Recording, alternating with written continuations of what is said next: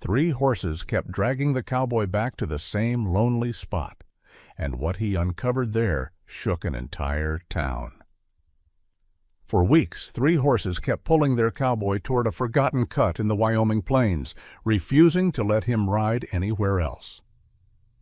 He thought it was just strange behavior, until the morning their insistence led him to something buried beneath the earth, something so haunting the whole town had tried to forget it ever existed. The wind came early that morning, sliding across the Wyoming plain jewel beans like a low, wandering voice. It carried the scent of sagebrush, the cold bite of late winter, and something else Elias Cooper couldn't quite name, something that made the hairs along his arms stand up beneath his worn flannel shirt. He tightened the reins as Sundown, his chestnut stallion, tossed his head toward the eastern rise. The other 2 horses, Warden and Sage, shifted uneasily behind him. They weren't spooked. They weren't tired. They weren't acting like any horses he had known in his 45 years on this land. They were listening, watching, waiting for something only they could sense. Elias nudged Sundown forward, guiding the herd along the usual fence-line route. The ground was still frost-hard in places, brittle like old bone beneath his boots. It should have been just another morning, quiet, predictable, peaceful. But Sundown kept slowing, ears flicking toward the narrow cut of Dry Willow Pass. Elias didn't like that place. Nobody in Windfall liked that place. The trail through those stone walls had a way of twisting sound, of swallowing footsteps and giving back echoes that didn't belong to you. It was a lonely stretch of land, even for a man who'd grown used to loneliness. But today, Sundown wasn't just glancing that way. He stopped outright, planting his hooves in the dirt as if something invisible were pulling him toward the pass. Behind him, Warden let out a low, warning rumble, not fear, but insistence, and Sage stepped sideways, nostrils flaring with a strange recognition. Elias felt something shift then, deep and instinctual, the kind of feeling he used to get before a bronc would snap sideways or a storm would drop out of a clear sky. Something was wrong. No, something was calling. He rubbed Sundown's neck, fingers brushing through the thick red mane. "Easy, boy. Ain't nothing there," he murmured, though the lie tasted dry in his mouth. The horses didn't move. They all stared at the same point in the distance, as one, unified, certain.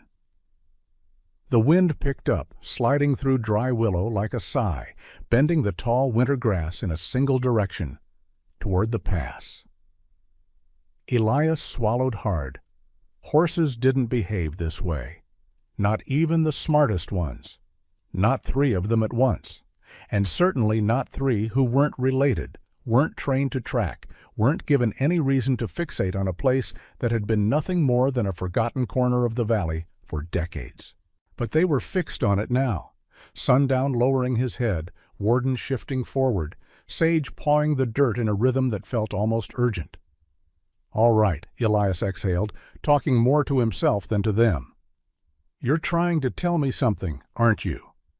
He tugged gently on the reins, but Sundown didn't budge. Instead, the stallion lifted his head and took one slow step toward Dry Willow. Then another.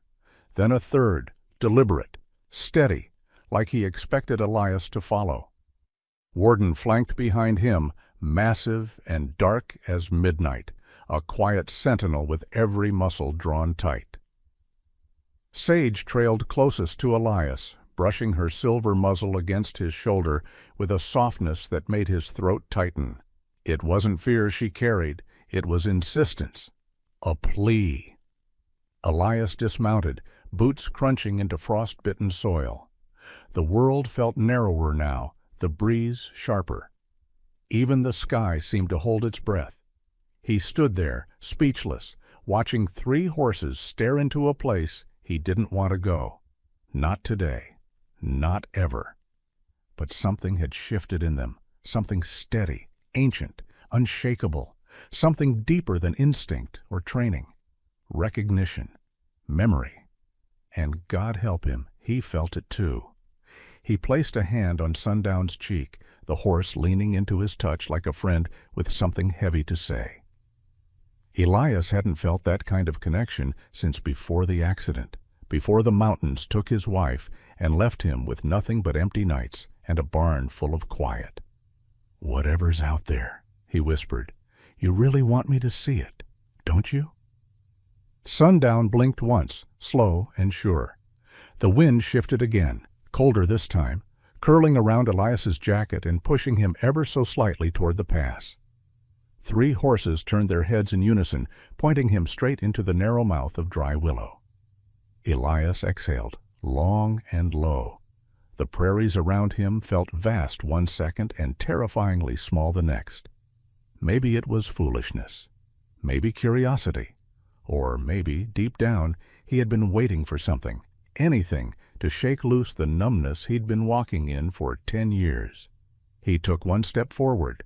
Sundown followed. Warden and Sage moved behind them, forming a silent, protective circle around their cowboy as the first sliver of shadow from Dry Willow Pass stretched across the ground like an outstretched hand. Elias Cooper didn't know it yet, but the moment he let those horses lead him toward that forgotten cut of earth, the quiet life he'd been living, the predictable, safe, empty life, had begun to crack open. And whatever lay hidden in the heart of that pass, whatever truth the horses remembered, it was finally waking up. The first steps into Dry Willow stayed with Elias long after he'd left the pass behind. By the time he returned to his ranch that afternoon, the weight of it still clung to him. The stillness of the air, the way the horses had moved like they remembered something he didn't, the way the land had pressed in on him with a quiet urgency. It wasn't fear, it wasn't curiosity. It was something in between, something shaped like a memory he had never lived. The sensation followed him through the barn doors and into the dim, familiar scent of hay, leather, and dust. Sundown, Warden, and Sage settled into their stalls, but their eyes kept tracking him, as if ensuring he hadn't forgotten the direction they wanted him to go. Elias hung Sundown's bridle on its nail, the metal clinking gently. He stared at it for a long moment, then reached for his wife's old saddle blanket, folded neatly on the shelf. He didn't touch it often. The soft blue wool always brought back the day the mountains swallowed her, their pickup sliding on black ice, the rescue crews, the way time had folded in on itself. 10 years hadn't softened the edges. If anything, time had learned how to cut cleaner. He forced himself to put the blanket back, inhaling slowly until the memories loosened their grip. His cabin was warm when he stepped inside. The warmth didn't fill the emptiness the way it used to. He set a kettle on the stove, listening to the hiss of the flame catch. The house was just as she left it, a few pictures on the wall, shelves lined with dog-eared Western novels, sunlight spilling across the wooden floor. But it was quieter now, so quiet that even the hum of electricity felt intrusive. That was why he spent most hours outside. The open land hurt less than 4 walls. A knock at the door broke the silence. He opened it to find Sheriff Lorna Haynes leaning casually against the railing. Her dark hair was pulled back, her badge catching the late-day light. She always looked like someone ready to step between trouble and the people who didn't see it coming. "Heard you were out by Dry Willow today," she said, pushing off the railing with her boot. "That true?" Elias stepped aside to let her in. "Horses decided they wanted to visit. I just followed." She gave him that look, the one that said she wasn't buying it, but wasn't going to press him. "You know, folks don't go near that pass anymore. Hasn't been a good story tied to it in decades." "Dry Willow's just rock and wind," he muttered. "Rock and wind don't make 3 horses stare into it like they're reading a warning label," she replied, brow raised. He poured her a cup of coffee and one for himself. They sat opposite one another at the small kitchen table, the steam curling upward in soft spirals. Lorna had known Elias long enough to recognize when something unsettled him. He'd been a man who ran toward danger in his rodeo days, not away from it.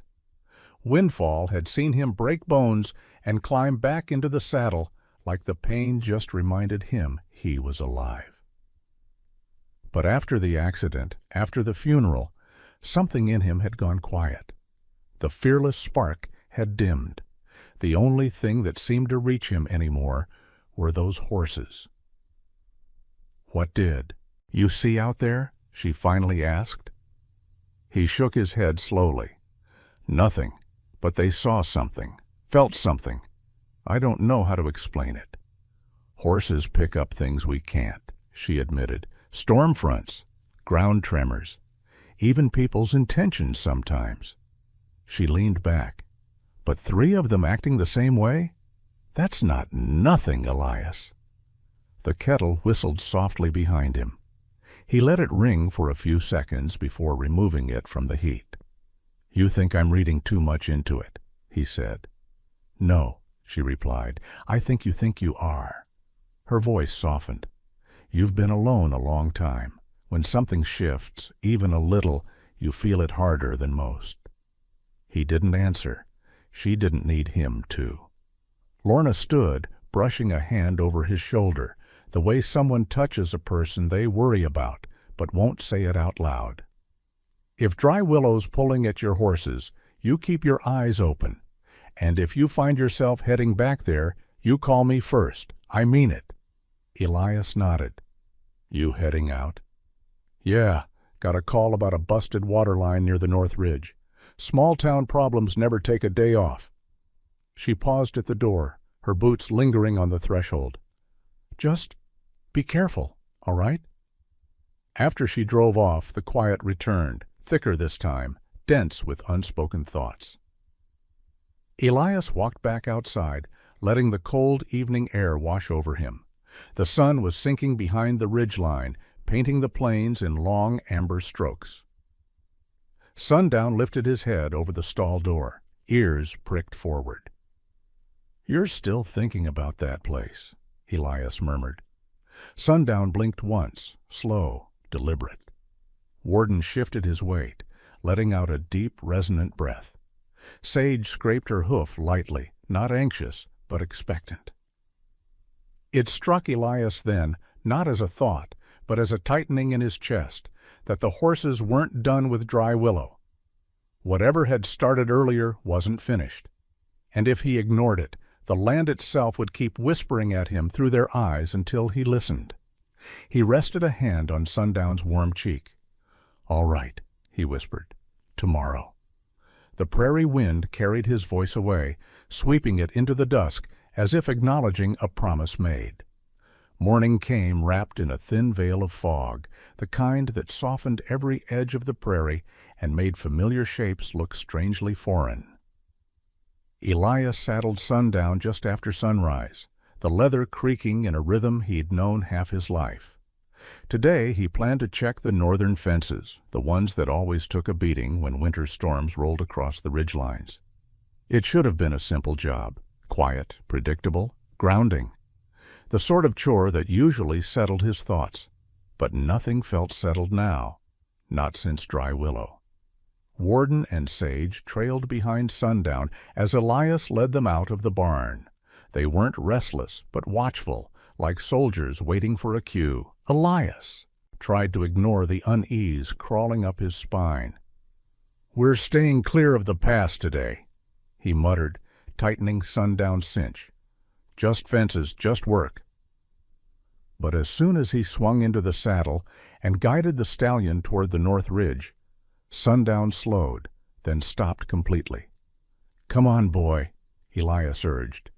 Sundown didn't so much as flick an ear. Warden stepped forward, bumping his massive shoulder gently into the stallion's side as if confirming something between them. Sage moved next, circling once before fixing her gaze, not toward the ridge, but toward the east, or Dry Willow. Elias felt his breath catch. "No," he said quietly, "not today." The horses didn't fight him when he pulled the reins. They simply wouldn't move. Sundown planted his hooves with a quiet defiance Elias had never seen in him. Warden breathed out a low, steady rumble, and Sage took a delicate step forward, her head lowering as though she were tracking a sound Elias couldn't hear.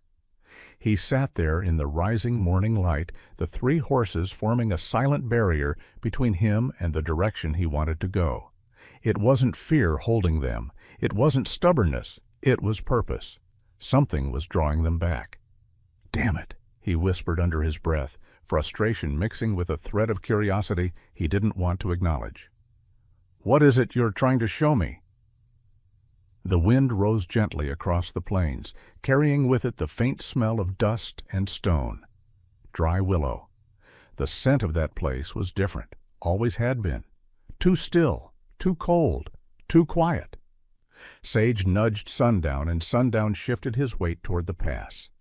Elias closed his eyes. Part of him wanted to turn the horses around, force the day back into something normal. But normal had been slipping through his fingers ever since yesterday. And deep down, he knew the horses wouldn't let it go, not until he saw whatever they needed him to see. "All right," he murmured, "we'll go your way." The change was immediate. Sundown lifted his head and began moving with certainty, Warden falling in beside him like a guard, Sage trailing lightly behind. No hesitation, no tension. As if this was the direction they had wanted all along. The closer they came to Dry Willow, the heavier the air felt. The pass rose before them like a stone mouth, narrow and shadowed, even though the sun had fully broken over the horizon. Elias tightened his grip on the saddle horn without meaning to. The last time he'd come through here was with Lorna after a missing hiker alert. Before that, he hadn't stepped inside for years. The land had a way of holding its silence too tightly here. Sundown walked to the threshold of the pass, then stopped. His body was angled not inward, but toward a narrow side trail Elias had nearly forgotten existed. A faint old path half swallowed by sagebrush and sun-baked earth. It led not deeper into the pass, but into a shallow slope, overlooking the valley floor. "What are you showing me?" Elias whispered. Sage moved ahead now, her silver coat shimmering in the thin light. She picked through the brush as though retracing invisible steps. Warden stayed close to Elias, breathing slow and deep, grounding him. Sundown followed Sage to the overlook. Elias dismounted, boots crunching dry stone. He stepped beside Sundown and looked out across the valley. From up here, the land unfolded in muted greens and long sweeps of gold. Nothing unusual, nothing out of place. Then Sage struck the ground, one sharp hoofbeat, a hollow sound beneath it. Elias froze. She struck again, another hollow thump. The earth here wasn't solid. A breath escaped him, shaky and involuntary. "No," he muttered. "No way." He crouched, brushing aside loose grass and thin dirt until his fingers grazed something hard. Metal, just beneath the surface, cold, old. He scraped more aggressively now, the earth parting in dusty curls. A curved iron band emerged, not natural, not accidental, something buried. Sundown lowered his head beside him, huffing softly as if urging him on. Elias's pulse kicked hard in his chest. Every instinct told him this wasn't a broken fence stake or a lost tool. The shape, the arc, it was too familiar, too distinct. A wheel rim, a wagon wheel rim. The world seemed to tilt slightly, as if the horizon had shifted beneath his boots. The smell of dust, the sound of Sage's breathing, the oppressive quiet of the pass, leaning in around him. Someone had buried something here, intentionally or by force of time. And the horses, his horses, had led him straight to it. He looked up slowly, meeting Sundown's eyes. The stallion held his gaze with a depth that made Elias's throat tighten. "You knew," he whispered. "Somehow you knew." The wind swept across the ledge once more, brushing the dirt from the exposed metal. And for the first time, Elias felt the shape of the truth, pressing close. Something long hidden, something the horses had carried in instinct, in memory, in the old soul way animals sometimes do, something waiting to be unearthed. The iron rim gleamed faintly beneath the thin film of dust, catching the early sun like a signal from another lifetime. Elias stayed crouched for a long moment, his hand hovering above the metal, as if touching it might stir whatever memory the land had held silent. The horses formed a loose half-circle around him, Sundown standing closest, Sage's silver coat shimmering like frost, Warden anchoring the line with his steady, immovable presence. They weren't restless, they were waiting, expecting, as if they had brought him here to finish something. Elias exhaled and brushed away more dirt. The rim widened into a curve he recognized too well. A wagon wheel, full-sized, heavy, old and buried deep enough that only time or force could have pressed it into the earth this way. He dug with his palms first, then with the whoa. Small folding spade he kept in his saddlebag for clearing dead brush. The earth came away dry and powdery, like it had been holding its breath for decades. The more he uncovered, the more the shape revealed itself. The splintered end of a wooden spoke, the faint line of what might have been the wagon frame, half eaten by time. He paused and wiped his brow, his breath ghosting in the cool air.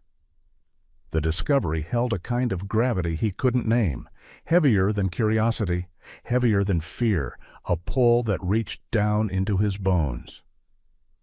"How long have you known this was here?" he murmured to the horses. Sage stepped forward and lowered her head to the soil, breathing in softly, almost reverently. Sundown's ears tipped toward the horizon, listening to something Elias couldn't hear. Warden stood rock-steady beside them, a silent sentinel watching over the ridge. Elias's throat tightened. He wasn't a man who listened to signs or omens, and he was too old to start believing in ghosts. But horses didn't behave like this without reason. They felt tremors in the earth, storms days away, tension in a human heart long before it reached the surface. And sometimes, rarely, they remembered things humans tried to forget. He dug deeper. After several minutes, his shovel struck wood, a hollow thud that made his skin prickle. Elias knelt fast, clearing away the dirt, until the outline of a boxy structure emerged beneath him. A wagon bed, a large one, reinforced at the edges. Whatever had happened here, it hadn't been accidental. Wagons didn't bury themselves 8 feet into the ground. A gust of wind swirled through dry willow, lifting the dust into thin, ghost-like wisps. Elias brushed the last layer of soil away and pressed his hand against the warped wood. It was brittle, but intact enough to suggest it had been shielded from the worst of the Wyoming winters.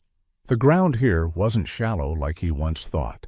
The soil had shifted, drifted, packed tight over the years, swallowing the wagon whole like the land wanted to keep its secrets. But the horses, they wanted those secrets uncovered. He leaned back on his heels, staring at the exposed timber. "Who put you here?" he whispered. A sudden metallic glint near the wagon bed caught his eye. Elias scooped it up, a small buckle, the kind used on leather harness straps decades ago. A faint emblem was still visible on its tarnished surface, a stylized S carved into the metal. He froze. Storm Ridge Ranch, Grant Carter's family brand. The buckle trembled in his hand before he closed his fingers around it, his breath hitching. Storm Ridge was the oldest ranch in Windfall, older than most of the houses, older than the paved road that ran through town. But its history was full of dark corners and unanswered questions, stories folks avoided telling, stories that dried up on the tongue the moment Carter's name was spoken. Sundown nudged his shoulder, gentle but insistent. "I know," Elias whispered, voice cracking. This can't be what I think it is." But the truth sat heavy in the dirt, undeniable. He worked his way along the side of the wagon, clearing a narrow channel that revealed more details. A rusted hinge, the curve of the undercarriage, a cracked piece of iron hardware that must have once held a lantern. He found the remnants of a wooden chest wedged between two slats of the wagon wall. Its lid had long rotted away, but inside lay what looked like scraps of fabric, blue wool maybe, or what time had allowed to survive of it. Elias touched it gently. It disintegrated beneath his fingers like breath. The horses stood perfectly still. The wind ceased. The land held its silence so tightly that even Elias's heartbeat sounded intrusive. In the dirt beside the chest, his fingers brushed something smoother than wood and colder than metal.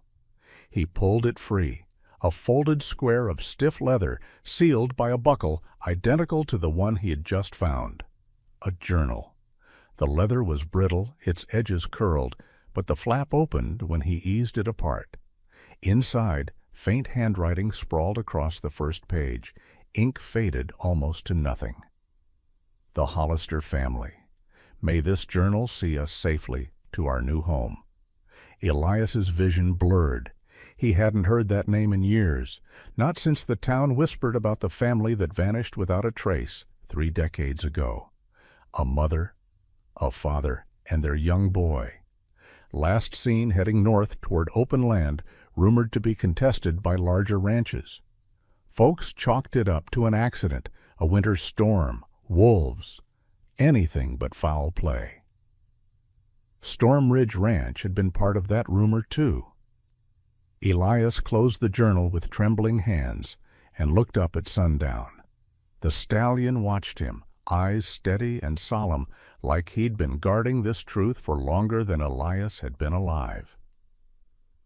"This wasn't an accident," Elias said softly. Sundown stepped closer and rested his head lightly against Elias's shoulder, the gesture of a horse offering comfort, connection, or confirmation. Maybe all three.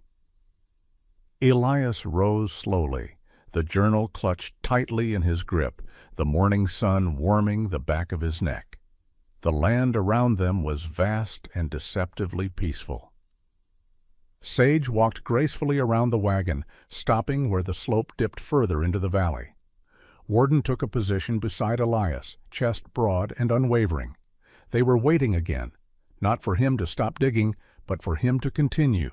Whatever lay beneath the earth held answers Windfall had ignored for decades. And the horses, his horses, apparently weren't willing to let the past stay buried. Elias stared at the hollow beneath his feet, the wagon half revealed. "All right," he whispered. "I'm listening." The sun had climbed higher by the time Elias eased himself down beside the buried wagon, the journal lying open across his knee. The words inside were faint, brittle, like they'd been written by a hand already, fading from the world. He brushed the edge of the page with his thumb, careful not to tear it. Sundown stood close enough that Elias could feel the heat of the stallion's breath on his shoulder. Sage and Warden watched from a few feet away, their bodies still, but their attention sharp as arrowheads. Elias read the first entry again, letting the ink guide him back 3 decades. "We're heading north today. Thomas says the land near Windfall is ours by right. The Carters won't scare us off. Not after what they did." The remaining text smeared into time-worn scratches, but the message was there, hiding between the lines. Fear, determination, a family holding on to hope, tighter than they held onto their belongings. Elias flipped to the next page and found only fragments. The name Emma Hollister, a crude map sketched in pencil, a half-written sentence about a dispute over acres too valuable for a small family to own without drawing the attention of a much larger empire. Storm Ridge Ranch. The word sat heavily, Trioy, in his mind, as cold as the metal buckle he'd found beside the wheel. He closed the journal and laid it gently beside him. The earth around the wagon felt different now, not just old, but haunted by a story no one had dared finish. He imagined the Hollisters riding through this very pass, perhaps optimistic, perhaps afraid, but unaware they were riding toward the last place anyone would ever see them. Elias straightened and scanned the slope, his gaze tracing the faint diagonal line of disturbed soil leading further down. The horses had sensed something beneath the ground long before he ever did. And now, with only a portion of the wagon uncovered, he could feel the rest of it calling to him, an unfinished sentence buried under layers of dust and silence. He moved to clear more debris from the wagon's side, using careful strokes to reveal what remained of the outer paneling. Every scrape of his shovel revealed older timber, darker, pressed flat by seasons of snowfall. Elias felt time collapsing around him with each stroke. Sage approached quietly and lowered her nose toward the newly exposed wood, breathing in a long, trembling inhale that made Elias pause. "What do you smell, girl?" he asked softly. She didn't answer, of course, but something in her posture told him enough. Sage was nervous, or worse, sad. Horses didn't mourn the way people did, but they recognized tragedy in ways humans rarely understood. Beneath the wagon frame, Elias spotted a torn scrap of fabric, blue-gray and frayed around the edges. He lifted it gently. It disintegrated almost immediately, falling apart like ashes on his hand. He didn't need the full cloth to know what it was. A child's coat. His breath stalled. For a moment, the valley seemed to grow impossibly still. Sundown gave a soft, low rumble behind him, almost a lament. "Lord," Elias whispered, "what happened out here?" He kept digging, uncovering a small wooden box lodged beneath a broken slat. Its hinges had surrendered to rust long ago, but the structure remained intact. He pried it open with a gentle twist. Inside were personal items, not of great value, but priceless to anyone who'd owned them. A cracked porcelain button, a copper thimble, the charred remnant of a pencil, a page torn from a hymnal, edges browned by time, and beneath them a small horseshoe charm on a faded string, a child's keepsake. The weight of it pushed Elias backward onto his heels. He felt the hollowness in his chest expand, drawing in grief that wasn't his, but grief the land had been swallowing for years.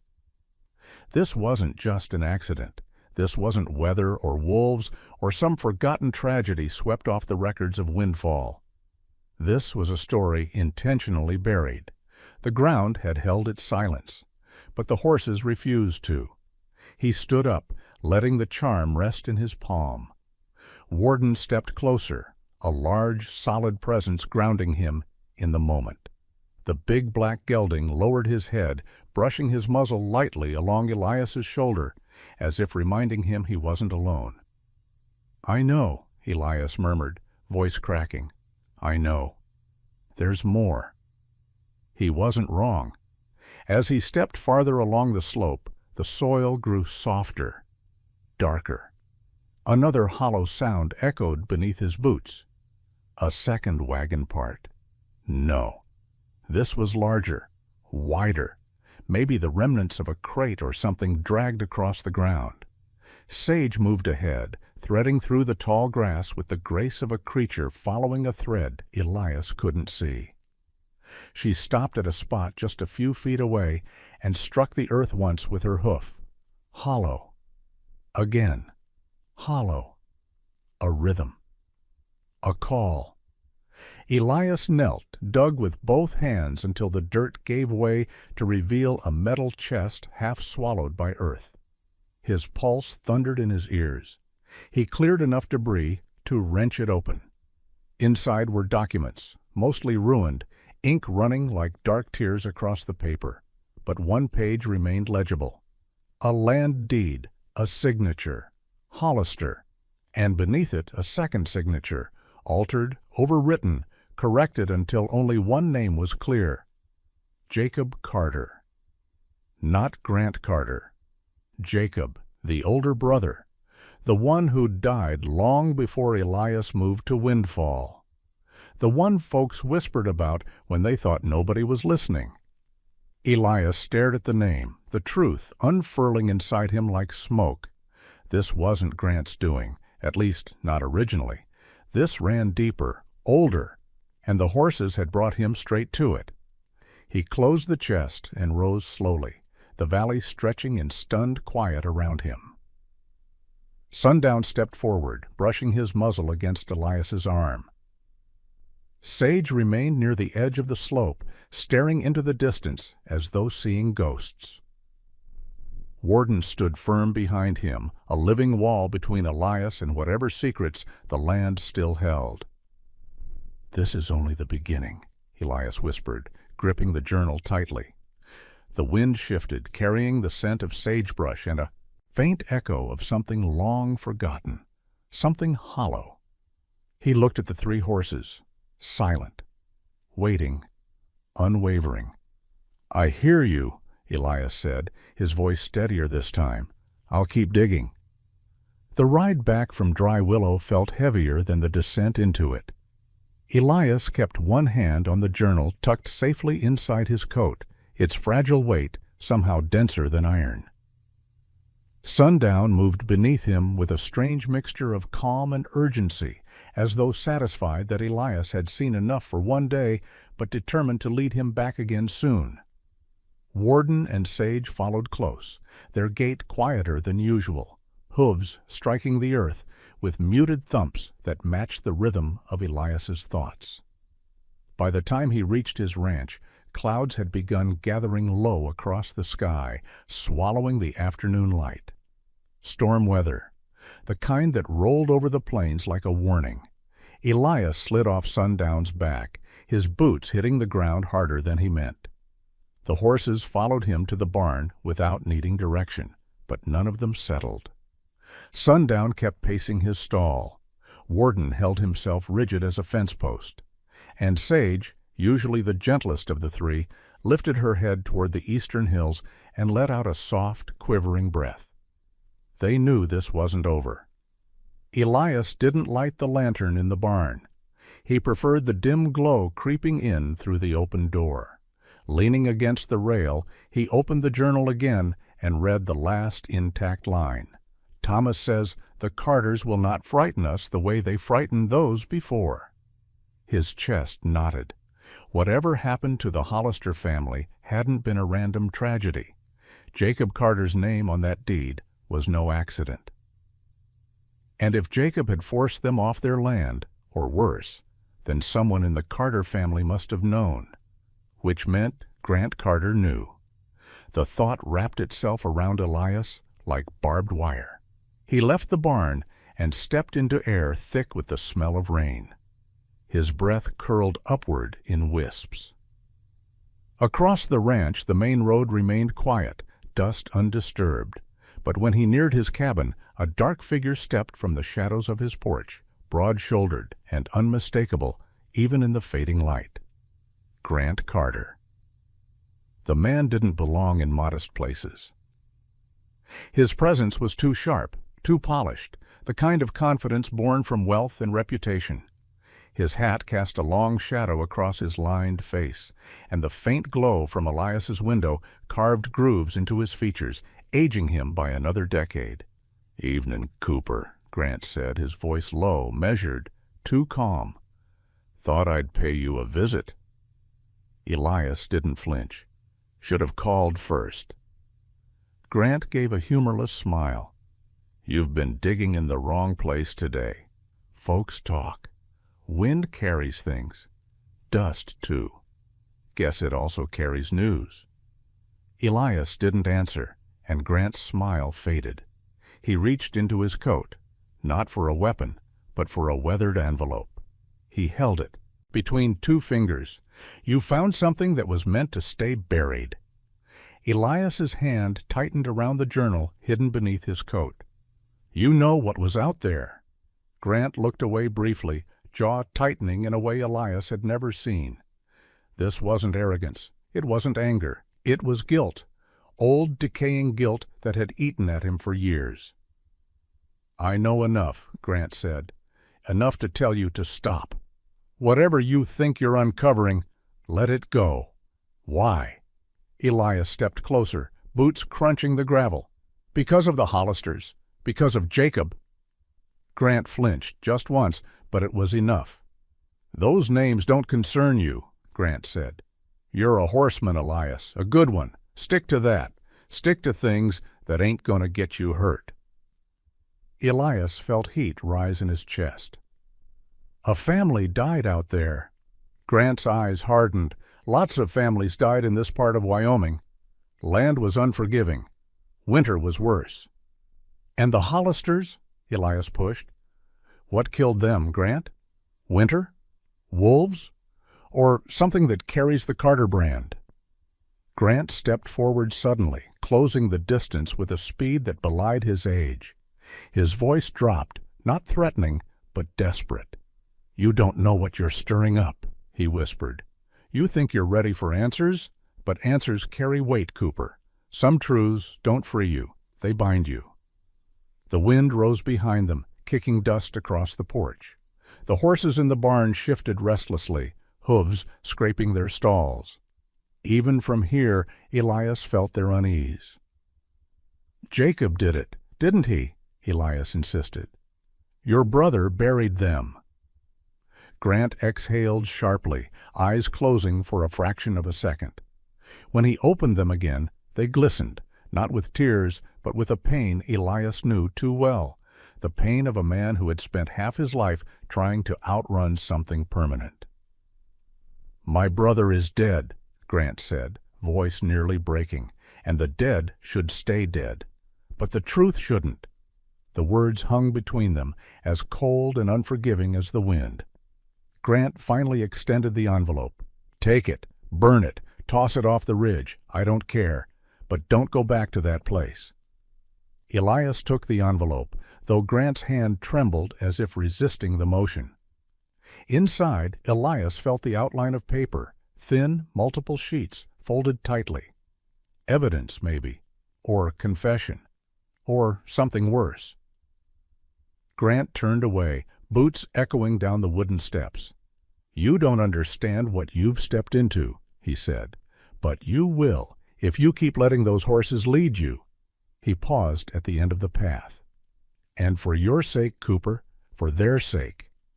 He glanced toward the barn. Don't let them drag you back there again.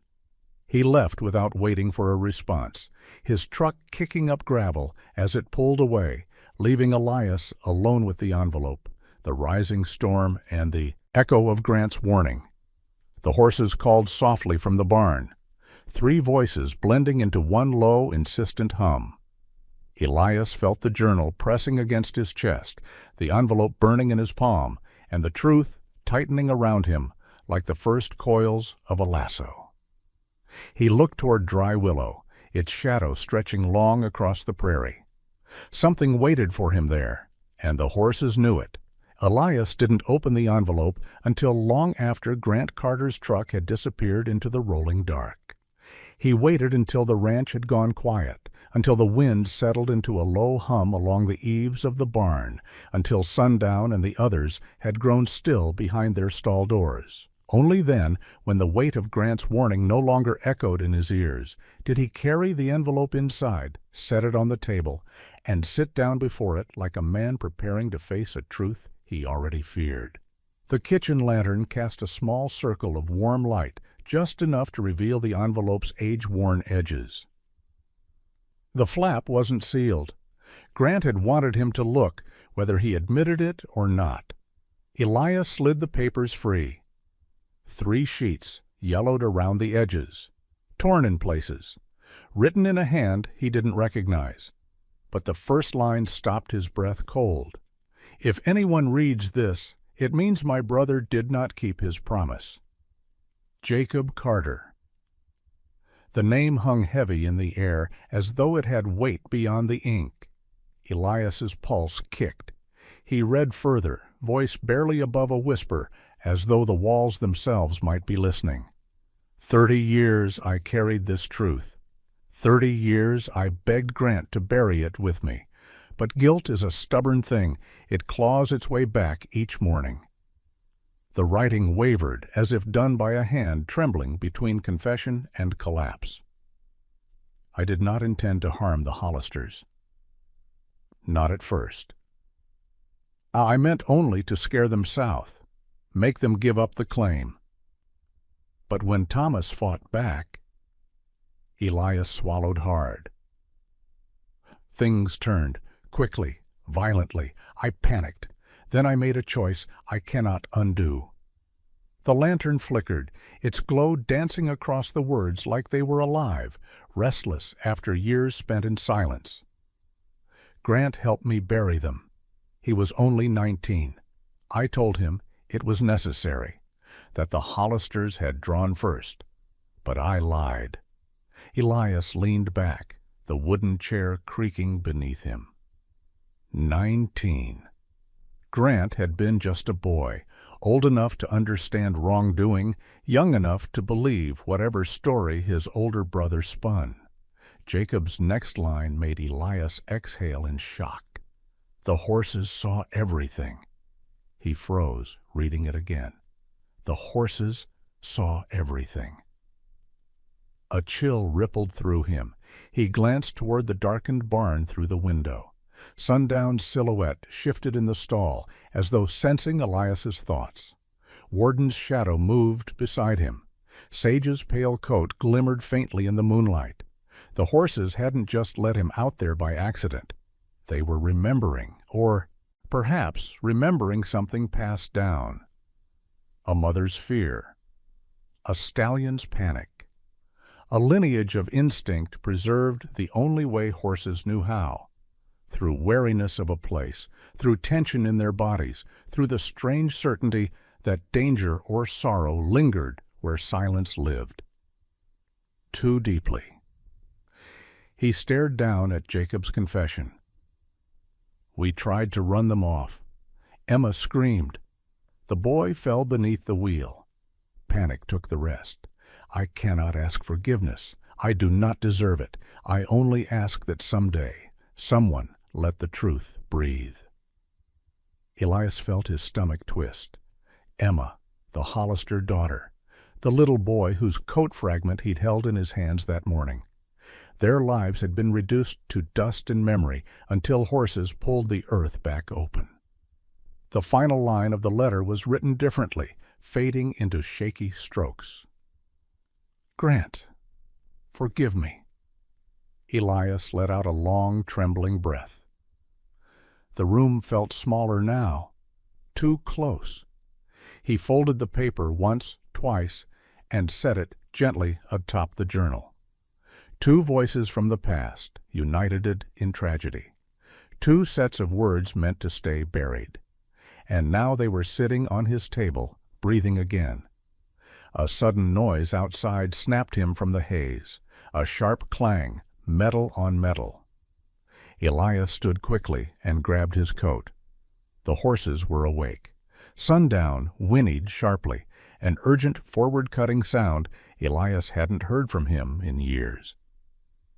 Elias hurried out the door, footsteps crunching gravel as he sprinted toward the barn. Inside, the horses weren't panicked, but vigilant, alert. Warden pressed against the stall door, the big gelding's ears pinned hard toward the back of the barn. Sundown pawed the ground once, then threw his head toward the shadows. Sage moved restlessly in her stall, her silver coat shimmering in the low light, nostrils flaring. Easy, Elias whispered, trying to steady them. But then he heard it, faint, deliberate.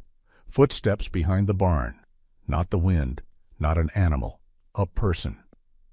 Elias's body tensed, instinct honed over years rising to the surface. He moved along the outer wall, boots silent on the dirt, heart pounding against his ribs. When he reached the corner, he pressed his back against the siding and listened. Another step. Then a voice, low, ragged, frightened. Elias. Lorna. She stepped into view, breath fogging the cold air. She looked as though she'd ridden hard, her jacket dusted with trail dirt, her face tight with worry. I got a call, she said, eyes scanning the shadows. Saw lights near Dry Willow tonight. Thought it might be you. "It wasn't," he replied quietly. "I've been here, reading something Grant left." Her eyes narrowed. "Something he left? Or something he wanted you to bury?"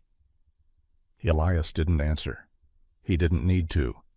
He motioned toward the barn door, and Lorna followed him inside. The horses settled slightly when they recognized her, but the tension in the air didn't fade.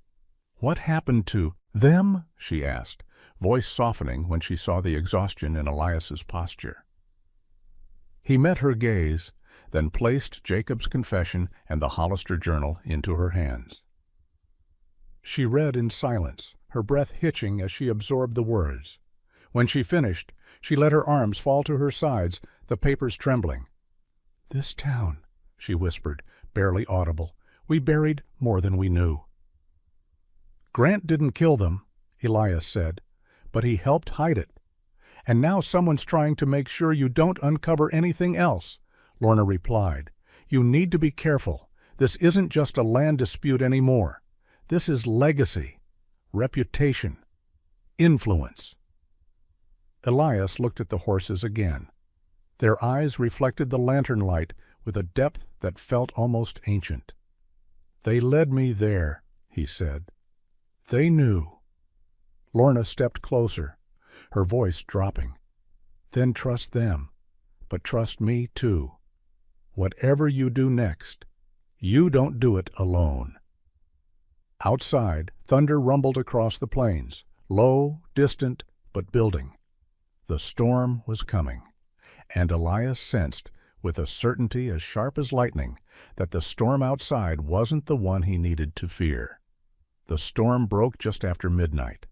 Thunder marched across the Wyoming plains in long, rolling waves, shaking the windows of Elias's cabin and rattling the lantern still burning on the table. The confession and the journal lay beside it, edges fluttering in the gusts that slipped through the cracks in the old wood. Outside, the wind howled like something restless, something ancient, something waking. Elias had known storms his whole life, but this one held a different kind of charge, an edge sharpened by the weight of truth finally clawing its way back into daylight. He barely slept. Lorna remained in the cabin's single armchair, her boots still on, one hand resting near her holster. She wasn't expecting trouble, but she wasn't dismissing the possibility either. "You stirred up 30 years of silence," she had told him before the storm hit. "Secrets don't stay buried without someone standing guard over them." By dawn, the storm clouds had thinned, leaving the plains washed in a pale, bruised light. Elias stepped out onto the porch, breath trailing in the cold morning air. He scanned the horizon automatically, looking for movement, for signs of anything off. What he didn't expect was the thin column of smoke rising from the ridge to the east. Thin at first, then thickening into a dark smear against the sky. Lorna joined him on the porch. "That's Storm Ridge." Elias's jaw tightened. "Something's wrong." They saddled the horses in minutes. Sundown trembled, not with fear, but with a restless intensity Elias had never seen. Warden went rigid the moment the smoke reached their nostrils, ears pricked forward like a soldier hearing distant gunfire. Sage circled once, pawing the ground in short, anxious strokes. "This wasn't lightning," Lorna said, swinging onto her horse. "Lightning didn't hit anything last night." Sundown lunged forward the moment Elias mounted, as if he already knew where they were going. They galloped toward Storm Ridge, hooves tearing across the wet earth, mud splashing up their legs. The smoke thickened with every stride. Elias tasted ash on the wind. When they crested the final hill overlooking Storm Ridge Ranch, the scene below punched the breath out of him. One of the main barns was ablaze, flames clawing 30 feet into the sky, devouring wood like a starving animal. Sparks rained across the paddock. Horses screamed inside the burning structure, their silhouettes slamming against the walls in desperate terror. "God," Lorna breathed, "we're too late." "No," Elias growled. "We aren't." He didn't wait for permission. He spurred Sundown downhill, boots pounding the horse's sides. Warden and Sage thundered behind him, the wind ripping at their manes. Lorna followed, shouting something he didn't hear. The roar of the fire swallowed every sound. Elias threw himself from the saddle before sundown had fully stopped. Heat slammed into him, searing his skin, stealing the moisture from his throat. He covered his face with his arm and pushed toward the barn. Flames danced along the rafters. Smoke choked the air, thick and caustic. The horses inside cried out, raw, terrified, pleading. "Help me!" someone shouted. Grant Carter stumbled from behind the tack shed, coughing violently, clothes soaked from a failed attempt to douse the blaze. He held a crowbar in one hand, his face streaked with soot. "They're trapped!" Grant yelled. "Doors jammed!" Elias didn't hesitate. He seized the other end of the crowbar. Together they wedged it under the warped barn door, pushing with everything they had. The wood groaned, refusing to give. Flames licked across the rafters above them, threatening collapse. Warden charged forward, slamming his massive body against the door. Once, twice. On the third hit, the wood splintered. The door buckled just enough for Elias to wedge his boot inside and yank. The gap widened. Smoke poured out. 3 horses rushed forward, panicked, half-blind, almost trampling Elias. One bolted past him, disappearing into the open pasture. Another stumbled, breathing in wet, ragged gasps. The third collapsed to its knees. Sage was already moving toward them, nudging the injured horse gently but urgently, guiding it away from the flames. "Get back!" Lorna shouted as the barn roof crackled ominously. But Grant didn't move. "There's more," he gasped. "2 in the far stall. They won't come out." Before anyone could stop him, he ran back into the burning structure. Elias swore under his breath and sprinted after him. The heat inside felt like stepping into a furnace, blinding, suffocating. The floorboards glowed faintly, embers crawling across their surface like living creatures. Grant reached the last stall. 2 trembling horses pressed into the corner, foam dripping from their mouths. He grabbed their halters and pulled, but one reared violently, eyes rolling white in terror. "Easy!" Elias yelled, grabbing a piece of rope from the wall. "Here, tie them together. They'll move if they think they're following each other." Working through choking smoke and burning air, they looped the rope around both halters and pulled hard toward the exit. The horses resisted, shrieked, then finally lurched forward. Elias led, Grant pushing from behind. The moment they cleared the door, the roof groaned again, a deep, resonant crack. "Move!" Lorna screamed. They all dove as the roof finally collapsed inward, a wave of fire erupting into the morning air. Sparks rained down like fiery rain. Heat blasted outward in a violent gust. Elias shielded his face with his arm as ash and burning debris scattered across the yard. When the roar finally quieted, replaced by the crackle of dying timber, Elias rolled onto his back, chest heaving. His lungs burned, but he was alive. Grant lay a few feet away, coughing hard, his face gray with soot and shock. "You okay?" Elias asked. Grant didn't answer at first. He stared at the ruins of the barn with a hollow expression, then looked at Elias with eyes filled not with fear, but resignation. "It wasn't an accident," Grant rasped. "Someone did this." Lorna approached, hand on her holster, eyes sharp. "Who?" Grant swallowed hard, voice trembling. "My son." Silence fell like a hammer. "Marcus?" Lorna asked, stunned. "Why would he?" "Because he knows," Grant whispered. "He found my brother's old journals. He learned the truth about what happened at Dry Willow. He thinks burning everything will erase it." Elias felt his heart sink. The fire wasn't to destroy horses. It was to erase evidence, and to silence whatever remained of the Carter legacy.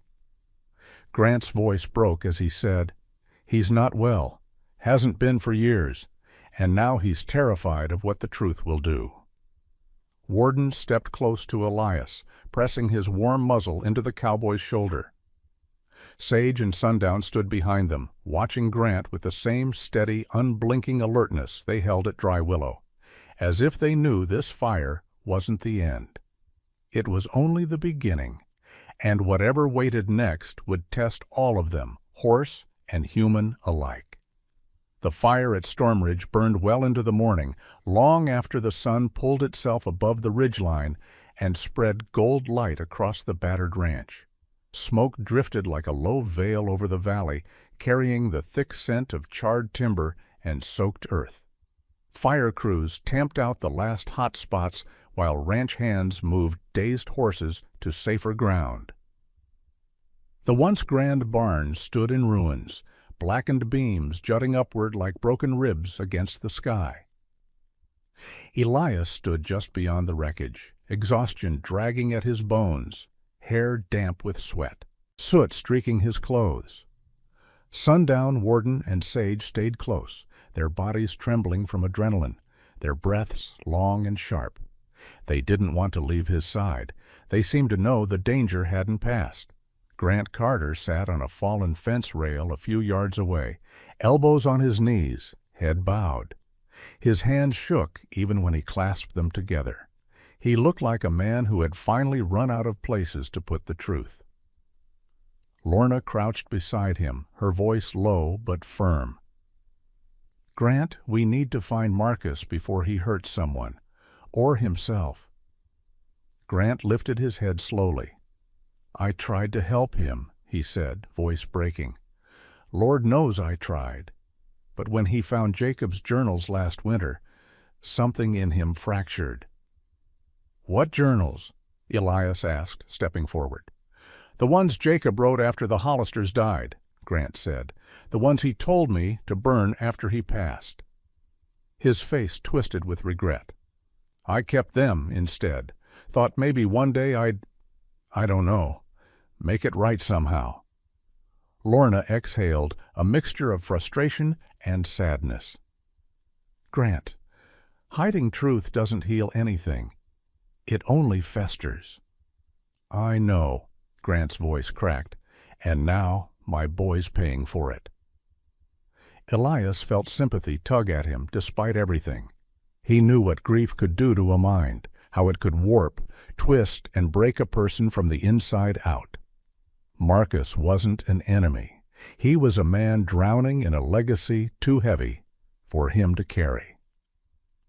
The horses shifted restlessly. Sage lifted her head toward the north, ears pricked.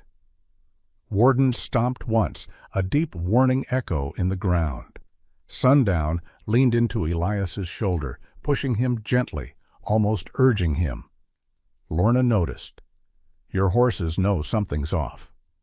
"They always do," Elias replied. He glanced toward Grant.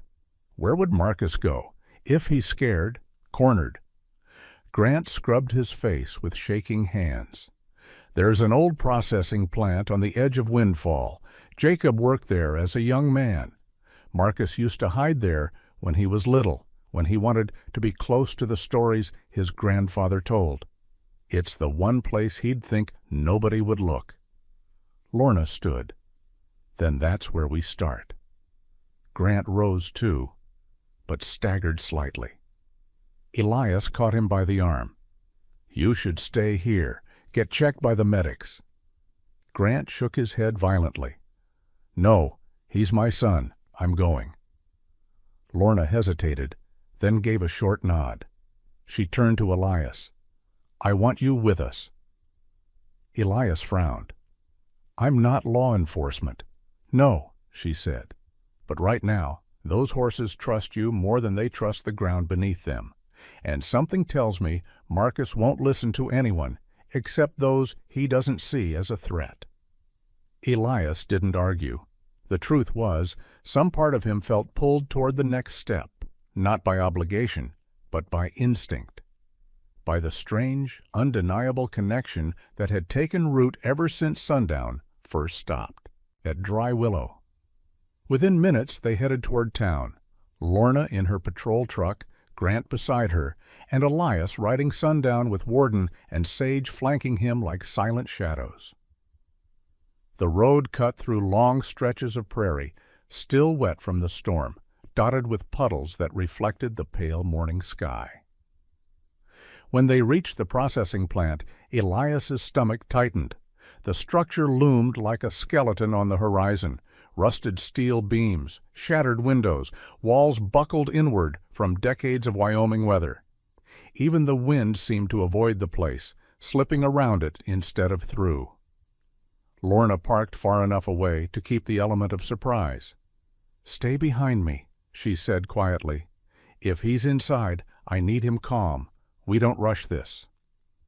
As if sensing the tension, Sage pressed her nose to Elias's hand. Sundown pawed the dirt. Warden's breath came in low, controlled bursts. Grant's voice trembled. "Please, let me talk to him first." "Not yet," Lorna replied gently. "We need to make sure he won't run or do something reckless." They approached the building slowly. The massive steel door was cracked open, swinging lightly in the wind. The interior was dark, cavernous, littered with old equipment and stacks of rusting crates. "Marcus?" Lorna called out, her voice steady but echoing. "It's Lorna Haynes. No one's here to hurt you." Silence stretched. Then a clatter of metal from deeper inside. Lorna drew her flashlight. Elias stepped forward, Sundown stopping just at his shoulder. The horse's ears were forward, nearly trembling with intensity. Lorna swept the beam across the floor, over pipes, over broken pallets, and stopped on a figure crouched behind an overturned bin. Marcus Carter. He looked disheveled, wild-eyed. His clothes were stained with soot. His hand shook, clutching something Elias couldn't see yet. His face was streaked with tears, ash, and confusion, the look of a man lost inside his own mind. "Marcus," Lorna said gently, "we're here to help." Marcus flinched. "No," he rasped. "You're here to drag our name through the dirt, to expose everything Granddad and Dad tried to protect." Grant stepped forward, voice breaking. "Son, listen to me." "Dad, stop!" Marcus cried out. "You hid it. You knew Jacob killed them. You knew he buried them out there in Dry Willow." Elias felt the room shift as the words echoed. Grant's expression shattered. Marcus stood abruptly, stumbling back until he hit a metal beam. "I tried to burn the journals. I tried to burn the barn. I thought if I destroyed the past, it couldn't hurt us anymore." Lorna took a cautious step forward. "Marcus, what's in your hand?" Marcus clenched his fist tighter. "I'm not dangerous, I swear. I just—" His voice cracked. "I didn't know what else to do." Sundown suddenly moved forward, not aggressively, but with a slow, deliberate gait. His presence filled the space like a calming tide. Marcus's eyes widened as the horse approached, lowering his head until their faces nearly touched. The air shifted. Something softened in Marcus's posture, a release of tension, a breaking of the storm inside him. He stared into Sundown's dark, steady eyes, breath hitching in his chest. "It wasn't supposed to happen," Marcus whispered. I just wanted it to go away." Elias stepped beside Sundown, his voice low, anchored. "The truth doesn't go away, Marcus, but it doesn't have to destroy you either." Marcus looked from Elias to Grant, tears clinging to his lashes. "Dad, I'm sorry." Grant's voice trembled. "I'm sorry too, son." Marcus opened his hand. The object he'd been gripping, a small, rusted horseshoe charm, fell to the floor with a hollow ping. One of the Hollister children's keepsakes. Elias felt the ground steady beneath him at last. The horses knew. They had known all along. The days that followed moved with a strange, suspended quiet, like the prairie itself was holding its breath, waiting for the weight of 30 years to finally settle. Marcus was taken into protective custody, not in cuffs, but in compassion. Lorna made sure of that. Grant stayed at his son's side through every conversation, every trembling confession, every long stretch of silence. Storm Ridge, once a monument to pride and influence, felt smaller now, humbled by fire, truth, and the unraveling of stories built on fear. But the land around Dry Willow, it felt lighter, as though something ancient had finally loosened its grip. On the morning Windfall gathered to lay the Hollister family to rest, Elias stood at the edge of Shadow Bend, with Sundown beside him. Warden and Sage grazed nearby, but their ears stayed tipped toward the wooden caskets resting beneath a blooming cottonwood tree, one casket larger, two smaller. Pine boxes, simple and clean, their surfaces smoothed by hands that wanted to give dignity back to those denied it. The whole town had come. Ranchers, teachers, shopkeepers, people who hadn't known the Hollisters personally, but knew how stories could haunt a place if left untold. Lorna stood near the front, hat pressed to her chest.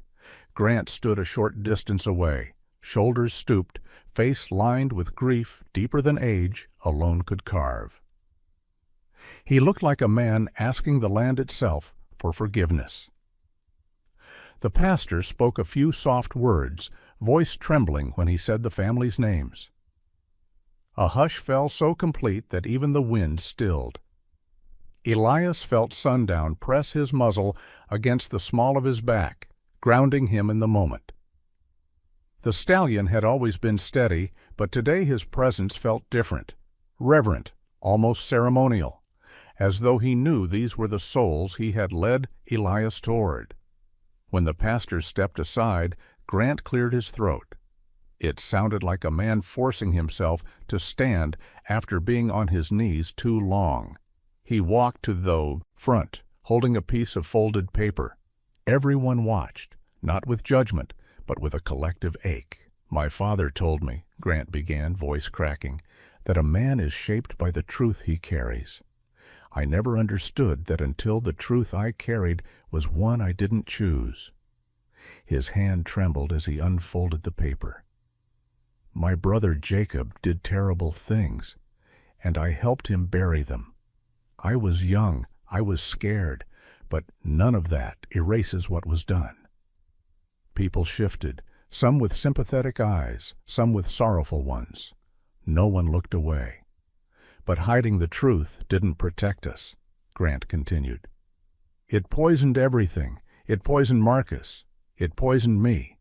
He lowered the paper, letting it fall to his side. "And for that, I'm sorry. To the Hollisters, to this town, to my own family." The silence afterward felt like a cleansing wind moving through the valley. Grant stepped back, eyes lowered, as though expecting judgment, but none came, only quiet understanding, quiet release. The people of Windfall weren't strangers to hardship. They knew pain when they saw it, and they knew a man trying to carry a burden that had crushed 2 generations. When the pastor signaled for the caskets to be lowered, Sundown stepped forward, just one pace, but enough to draw every eye. The stallion bowed his head, a gesture so deliberate, so gentle, that even the pastor paused. The horses behind him followed, Sage lowering her silver muzzle, Warden dipping his massive head in solemn unity. Elias felt tears sting his eyes. He hadn't cried in years, not since he buried his wife under the shadow of Lone Pine Ridge. But this moment reached into the deepest part of him. He rested a hand on Sundown's neck. "You did good," Elias whispered. "You remembered what we forgot." When the service ended, people lingered, touching the caskets, leaving wildflowers, whispering apologies to the air. Lorna approached Elias, her eyes soft yet bright. "They wouldn't have been found without you," she said.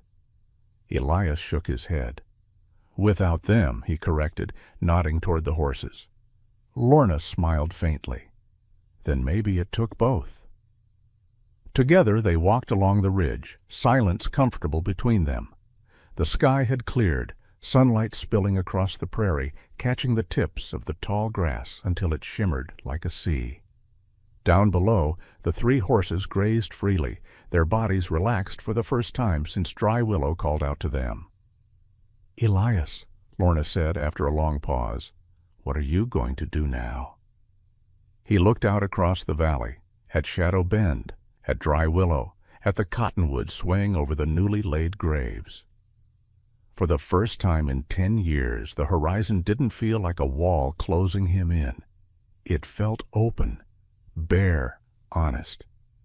"I think," he began slowly, "I think I'd like to live again." Lorna's breath caught. She opened her mouth to respond, but before she could, Sundown trotted up the hill toward them, nudging Elias's shoulder with an almost playful insistence. It was the first hint of mischief the stallion had shown since winter. Elias chuckled softly. "You're right," he told the horse. "We've still got work to do. Fences to mend, trails to ride, maybe even a few new stories to chase." Lorna raised an eyebrow. "Stories, huh?" "Yeah," Elias said quietly, "but honest ones. Ones the land doesn't have to bury." They stood there a long while, watching the horses roam, watching the light shift across the valley, watching the land breathe again. Warden lifted his head to the wind. Sage shook her mane, silver in the sunlight. Sundown trotted ahead, pausing to look back at Elias as though asking him to follow. And he did. He stepped forward, boots pressing into the soft earth, guided not by grief this time, but by purpose, by healing, by the 3 loyal hearts that had led him into the darkness and now led him back out. As the sun dipped lower, painting the prairie in amber and gold, Elias rested his hand on Sundown's neck and whispered, "Thank you for remembering when we didn't." The wind carried his words across the valley, soft as a prayer, and for the first time in decades, Dry Willow held no secrets, only peace. If this story touched you, I'd love to hear your thoughts below. Just a simple comment is enough. And if you'd like to join me for more true-hearted stories like this, feel free to subscribe so you don't miss the next one. Your voice means more than you know.